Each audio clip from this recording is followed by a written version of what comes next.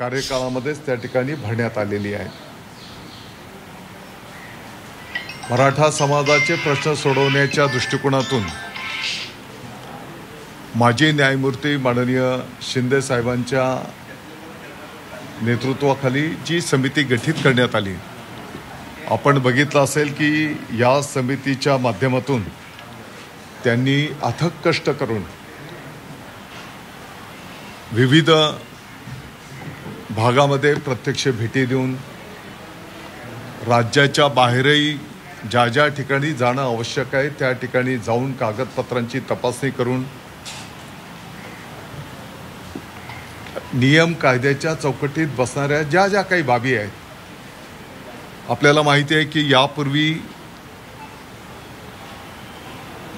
कुणबी म्हणजेच ओबीसी हा दाखला काढण्याच्यासाठी साधारणपणे 13 कागदपत्र वैध धरण्यात येत होती. न्यायमूर्ती शिंदे साहेबांच्या समितीच्या माध्यमातून त्यामध्ये आणखी नवीन 10 पुरावे ग्राह्य धरण्याचा निर्णय त्या ठिकाणी करण्यात आला आणि यामुळे लाखो पात्र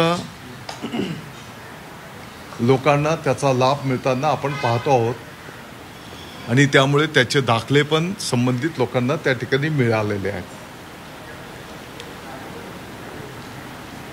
आपण जर बघितलं असेल तर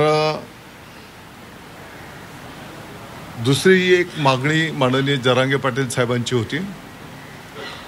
की आंदोलन काळामध्ये ज्यांचं दुर्दैवी निधन झालंय त्या लोकांना त्या ठिकाणी मदत मिळाली पाहिजे, त्यांच्या कुटुंबियांना नोकऱ्या मिळाल्या पाहिजे. यापैकी अनेक प्रकरणं मार्गी लागलेली आहेत. केसेस पाठीमागे घेणं यापैकी पण अनेक प्रकरणं त्या ठिकाणी मार्गी लागलेली आहेत, काही राहिलेली आहेत आणि आता कालच या ठिकाणी निर्णय घेण्यात आला की विहित कालावधीमध्ये हे सर्व प्रकरणं निकाली काढणं